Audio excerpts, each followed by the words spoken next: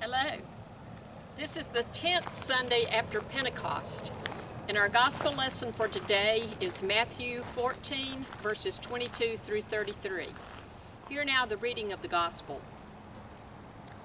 Immediately he made the disciples get into the boat and go on ahead to the other side while he dismissed the crowds. And after he had dismissed the crowds, he went up to the mountain by himself to pray. When evening came, he was there alone.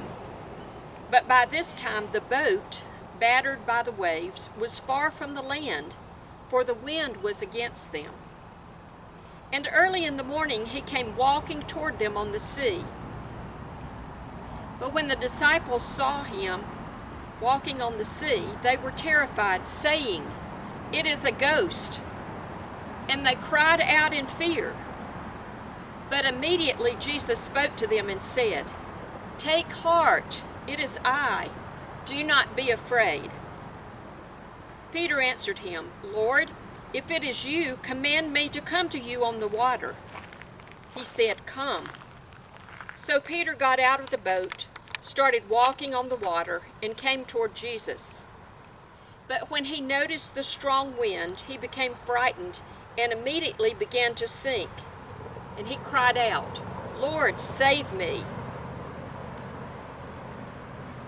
Jesus immediately reached out his hand and caught him, saying, "You of little faith, why do you doubt?"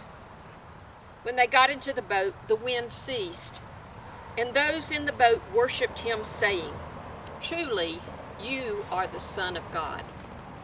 The word of God for the people of God. Thanks be to God. Well, there was a song sung in the 1960s, sung by Nancy Sinatra. And it was one of those poignant sort of songs that sang about a woman who had been done wrong. Been done wrong by the guy in her life who had been unfaithful to her. And so all the verses of the song sing out in this guttural kind of way, in a plaintive kind of way, the distress of the woman who's been done wrong. The woman, for the time being, seems caught in the midst of all the negative things that have come her way. But then comes the powerful, the defiant kind of chorus.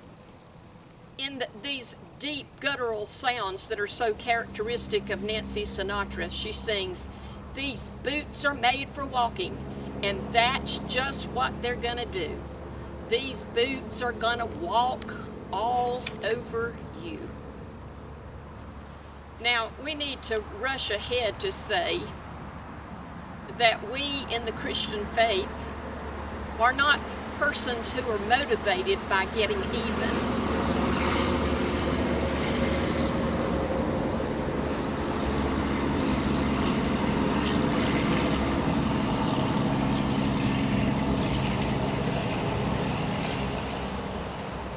We're not motivated by repaying evil for evil or wrong for wrong.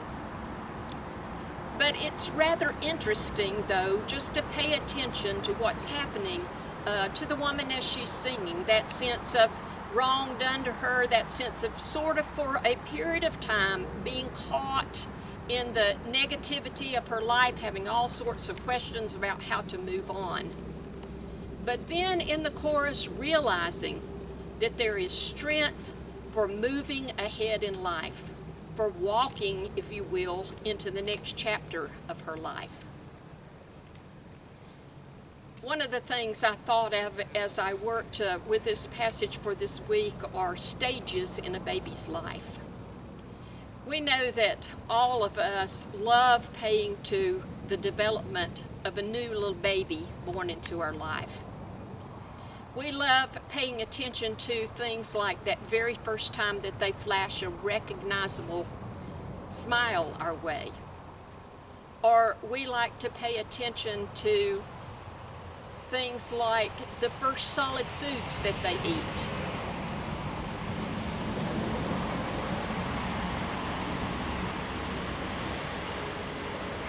We pay attention to that little hand held up and reaching for a toy that's held in his or her direction.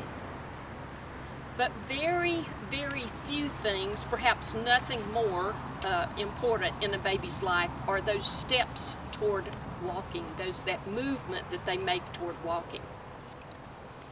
We notice when that baby is far from the walking time, when they're just a little crib baby, that baby is beginning to take in his or her world.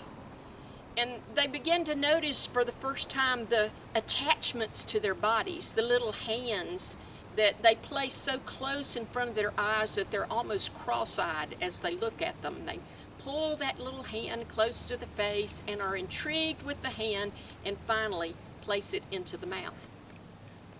And then we notice how they are able to pull those little legs up. They become almost a little ball. They pull those little legs up, and they pay attention to the foot. And before long, in contemplating the foot, they put the foot in their mouths. Now, we as adults are intrigued because we can't manage to get our bodies in quite that configuration any longer. We can't ball ourselves up and contemplate our feet, but we are quite capable of putting foot in mouth in perhaps a little different way. But one day, that little one, that baby,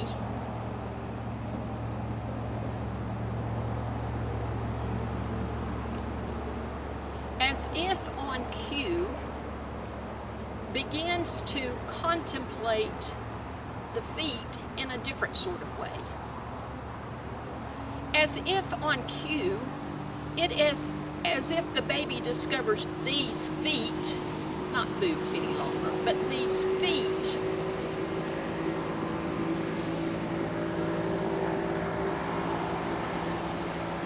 are made for walking.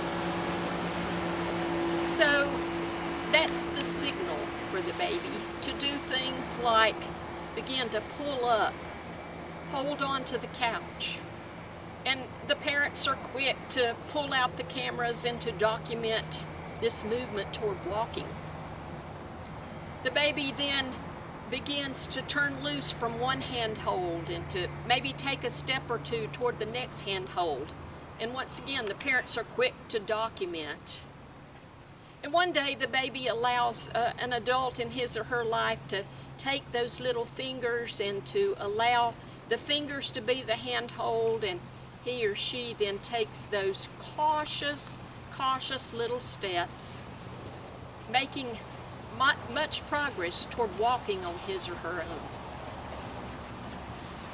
But you and I know how this development goes. We know that while there are those tenuous steps, those cautious steps in walking, there also are lots and lots of plopping down hard on the floor and distress from the baby who is fallen in the midst of trying to learn to walk. Setting out to walk the journey of faith is much like that. In fact, that stumbling and bumbling that we do as babies learning to walk can be something of a metaphor for the Christian life and faith. Because while we set out with great resolve to follow Jesus,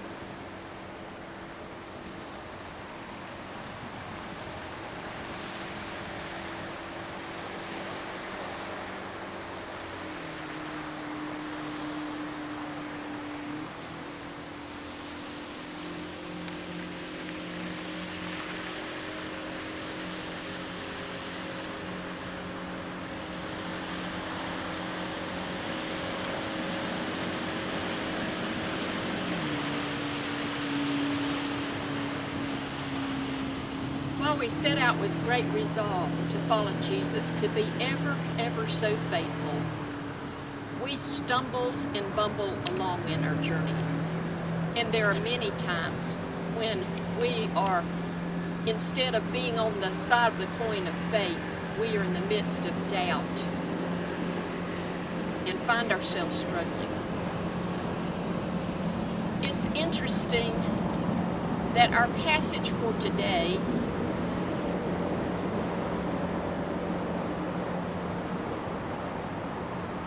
passage for today shows much of that struggle. We could document many stories, of course, where the disciples are caught in the midst of the struggle of doubt. But for today, we pay attention to this story of the disciples out on the sea when the storm comes up. As we look at this passage, we could see it much as scenes in a movie. And as I paid attention to each of those very brief scenes, it seemed to me that we could think about them in terms of action and reaction. And in most of the scenes throughout the story, it is the disciples who act, and it's Jesus who provides a reciprocal reaction. But at least in the first scene and the last scene of the story, there's the opposite sort of thing. In the first scene and the last scene of the story, it is Jesus who acts, and then the disciples who respond or who react. Scene 1 in today's story takes place just immediately following the scene from last week.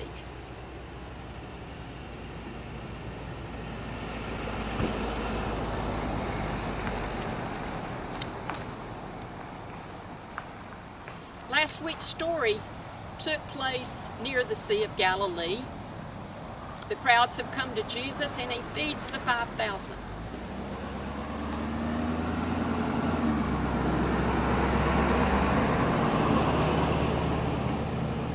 And so for today, we pick up at precisely that place. Jesus reacts. He tells his disciples to go get in the boat, to push off from shore, and to go over to the other side, and he will follow them at some point in time. But it's Jesus' plan that he is going to have another one of those alone times, those times where he seeks refuge from the crowd, and time to refresh and time to pray. So he gives instructions to the disciples, and he dismisses the crowds who've been gathered and who've been fed by him.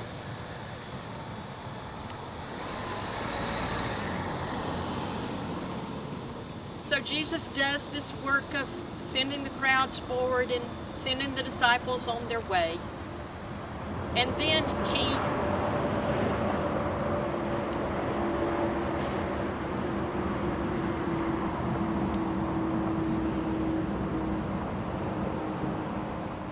he takes his journey up to the mountainside to pray. The disciples react. They do precisely what Jesus says. They get in the boat and push off from the shore to go to the other side. But then there are the other scenes, the intervening scenes between Jesus acting and the disciples reacting.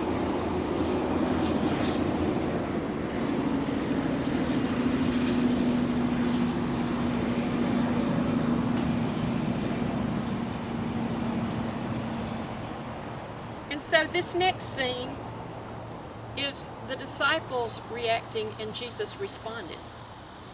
In this scene, the disciples are out on the boat. All is well. They are perhaps enjoying their time on the sea as they had done many thousands of times. But on this day, the storm comes up. They are far from shore, because the passage tells us the wind is at their back. The wind is pushing them along, so they are far from shore. It is a scary, scary time for them. And I don't know about you, but I would be in the midst of feelings of panic had I been in that boat when the storm came up and finding myself far from shore and wondering how we were going to get to places of safety. The Bible doesn't tell us that they did any sort of praying. Probably they were so busy bailing water and attending to the sails that they didn't have time to do a physical pause and have an audible prayer. But no doubt, in the midst of their fear, they prayed to God.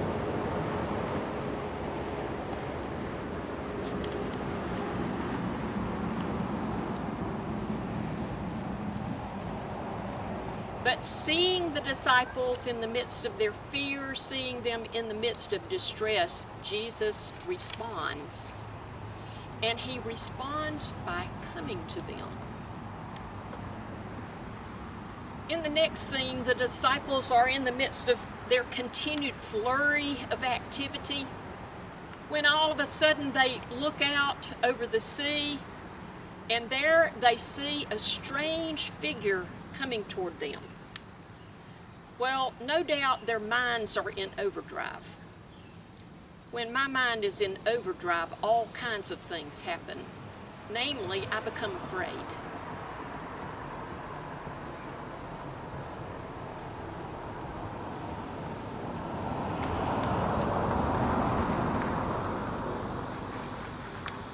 The disciples become afraid because of what they are seeing approaching them, and they assume it to be a ghost.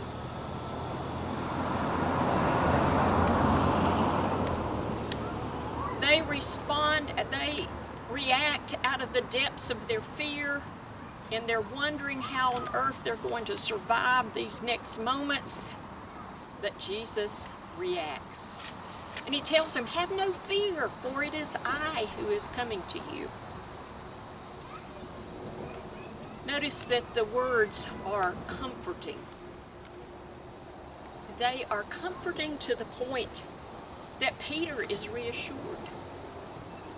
Reassured to the point that he decides that he needs to take some action.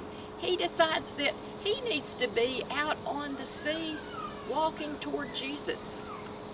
And so he asks Jesus, he takes action, takes initiative, and asks Jesus to bid him come to him on the sea. Jesus, as probably always in our life, is there bidding Peter to take his next steps in faith. He says to Peter, "Come." But as you might guess, the walking on water legs are somewhat unpredictable.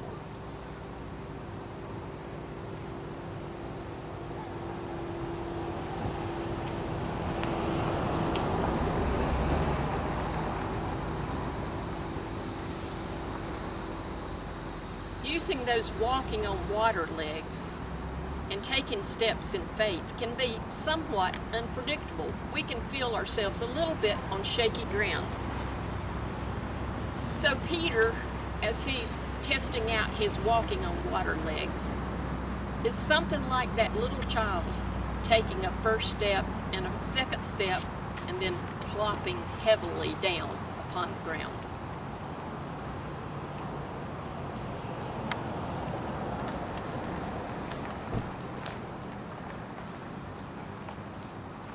It's a scary thing to plop down heavily upon the floor. But it's even scarier to have that sense of sinking on the Sea of Galilee.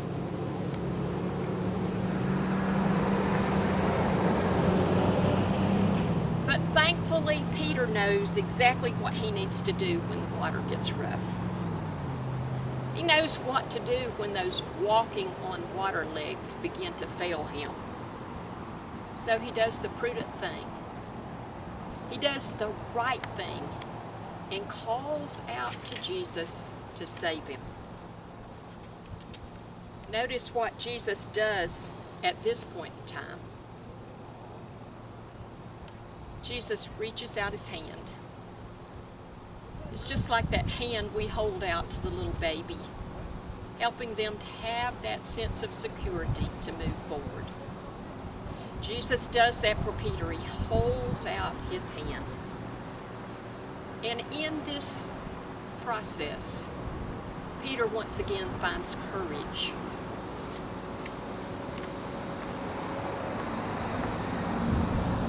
Courage that overcomes the doubt that has plagued him. Finally, we reached scene number 6. And as I said earlier, in this final scene, Jesus once again initiates. Jesus speaks and says, "Oh, you of little faith, why do you doubt?" I think it's possible to hear those words of Jesus in ever so many different ways. We certainly can read them in an indicting kind of way, in a critiquing or critical kind of way. We can read them in a way that shows Jesus exasperated and simply ready to just wash his hands of human beings for ways that they fail to have faith in him. But I choose to read them in a puzzlement kind of way, puzzlement on the part of Jesus. I read them in the sense of Jesus thinking, why do they struggle so much? Why do they struggle when they know who I am and how always I am there to reach out and help them and protect them? But notice what happens when Jesus issues those words. Why do you doubt? The struggle, the worry certainly are very real for Peter. Worry and struggle are a part of what it means to be a human being living life in this world. But struggle and worry also provide for each of us opportunity. They provide opportunity for us to open our eyes once again and to see God at work in our lives. They provide us opportunity to see Jesus always walking toward us in the midst of our crises. They provide us opportunity to hear his words, take heart. Do not be afraid. They provide the opportunity to see him literally reaching out his hand and lifting us up in the midst of struggle that has beset us. And finally, they provide us the opportunity to so see him at work in our lives in such a way that we then are able to reaffirm who he is for us and for all people in the world. They provide us the opportunity to say alongside Peter, truly, you are the Son of God.